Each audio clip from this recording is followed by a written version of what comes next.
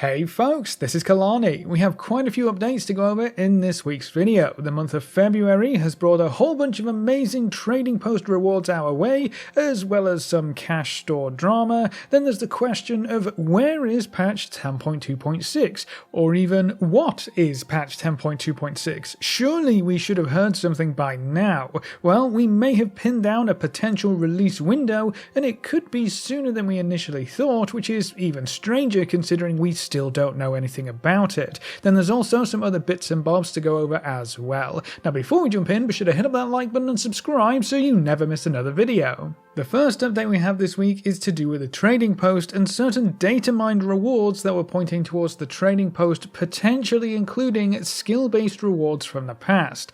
A few old ahead of the curve achievement mount rewards were data mined as possible upcoming trading post items, which would mean now unobtainable mounts would become obtainable again if you have enough traders tender. That didn't sit well with a lot of folks in the community, and it begged the question of, if AotC mounts a fair game, what about gladiator mounts, cutting edge mounts? That could open the door for a lot of other rewards making their way back into the game via the trading post. Thankfully, the discussion surrounding these events was cut quite short by a recent blue post which shot down these rumours. The blue post reads, "At this time, we do not plan to offer mounts or other skill-based prestige rewards from achievements such as cutting edge or ahead of the curve in the trading post." So that's pretty clear cut. These types of rewards will not be included in the trading post, or at least that's the current plan moving forward. Obviously, that could change in the future, but for now, that's what we're working with. So this does once again highlight that data mining is not perfect. Until it makes it into the game for real, data mined information really should be taken with at least a pinch of salt. I am glad the dev team responded to this problem quickly though. Now, while we might not see any AOTC mounts in the trading post this month, there are quite a few very interesting items that you might want to pick up, including some previously unobtainable items which are incredibly cheap, so even if you've been spending all of your traders tender every month, these will be an easy pickup for everyone.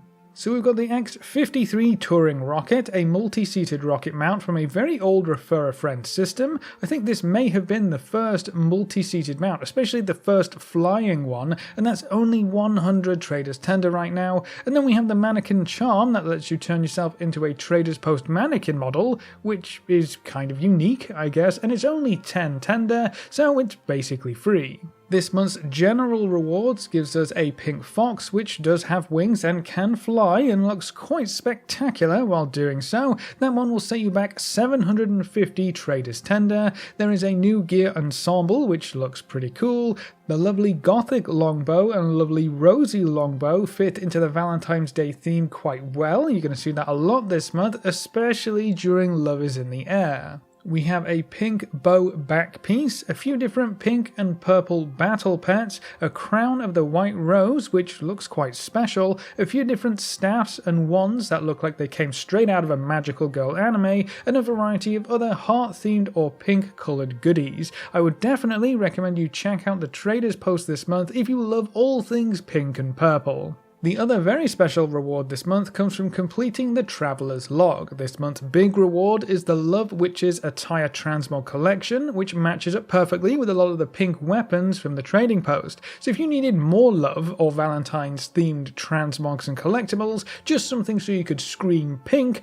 you will be very happy with the trading post stuff this month. Now, if you love the overall look of some of these special rewards, but would prefer a bit of a different colour palette, I've got some good news for you. There are two colour variations of the Love Witches set. The Sky Witches attire, which is a blue version, which looks really cool and definitely fits in with a sky theme. This is a data mined version, which looks like it might be coming from the trading post in a future month, but as we talked about earlier, data mining doesn't seem to be perfect, especially when trading post items are concerned, so this will hopefully make it into the game in a future month, and it might come from the trading post, but we won't be sure until we have an actual source. And then there's also the Twilight Witches attire, which goes along with the more gothic-inspired weapons that you can pick up from the trading post this month. We can get this one in-game right now, but the bad news is that it's not actually an in-game reward, it's only currently available through the cash shop. The brand new Twilight pack contains the Twilight Witch's attire as well as a purple version of the Trading Post Fox mount.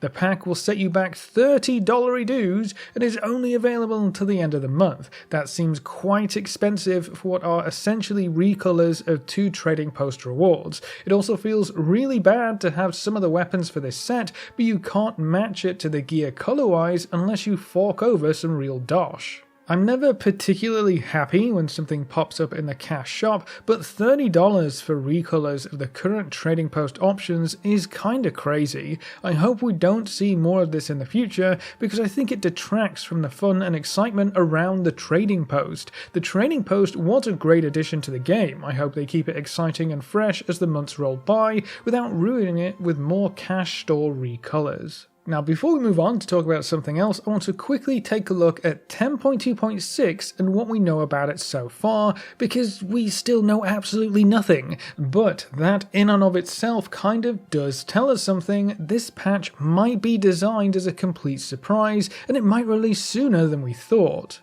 If we take a look at the WoW 2024 roadmap we see 10.2.5, that already released. Then we have whatever 10.2.6 is going to be, the War Within Alpha will start after that, and then we move into Season 4 of Dragonflight. Now Season 4 kind of has a hard limit on it, so let's start there. Season 1 of Dragonflight lasted for about 20 weeks, Season 2 lasted for 26 weeks, at least if I can do basic math between dates, so if Season 3 follows suit, it could be between 20 and 26 weeks, or at least somewhere around that mark. It's also worth considering that the War Within will be releasing sooner than we initially expected, or at least quite a bit sooner than the recent typical November release window of previous expansions. So Season 3 could be on the shorter end to squeeze in Season 4 before we all head into the War Within. This would also track with how Shadowlands progressed. Season 3 of Shadowlands was shorter than both its Season 1 and Season 2, and if we take the 20-week option, that would put the end of Season 3 at the very start of April. That would also line up with the position of Season 4 on the roadmap towards the start of spring.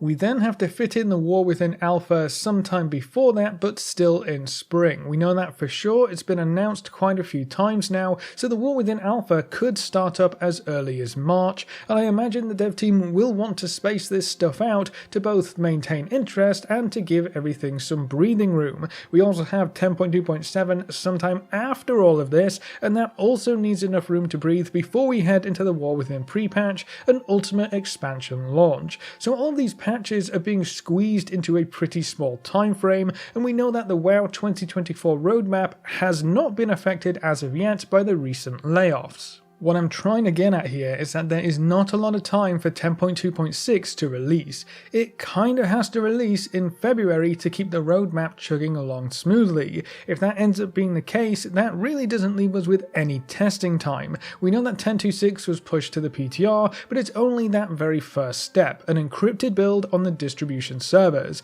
That's why we don't have any data mined information, and why we don't have an actual PTR server for 10.2.6. The build is there, we just can't get at it, but that might be the entire point. The PTR might just be for internal testing only.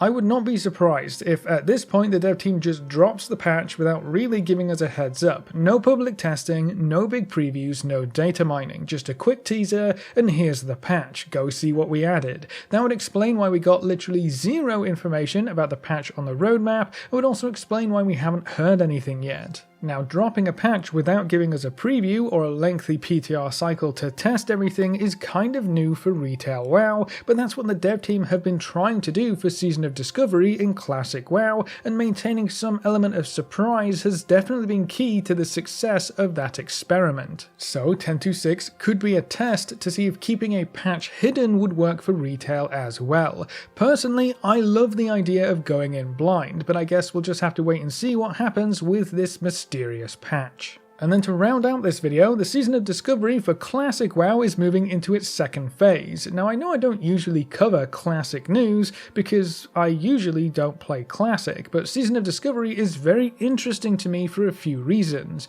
It has the Classic foundation, but has new spells, abilities, and content added in. They're trying new things, like changing up class balance, rotations, more raids, and even gameplay rules. It's the perfect playground for them to try some crazy and wacky things, and that's what they're doing. And then perhaps the most important thing that makes Season of Discovery work is that they're cutting the typical leveling slog into several chunks and kind of treating them like their own mini expansions. Now, not gonna lie, I started leveling on Season of Discovery just in case I wanted to make some videos or content later on, especially considering that they do have updates planned for after the level 60 phase, which should mean brand new content for the game mode. I didn't expect to have as much fun as I did, and I'm actually now looking forward to Phase 2. Phase 2 is going to bring a reimagined Gnomeregan instance as a raid, lots of new spells via the rune system, an outdoor PvP event, and a lot of other big changes. The really cool part is that most of the phase is still a complete mystery, very much like 10.2.6, so you won't have all of the answers data mined straight away.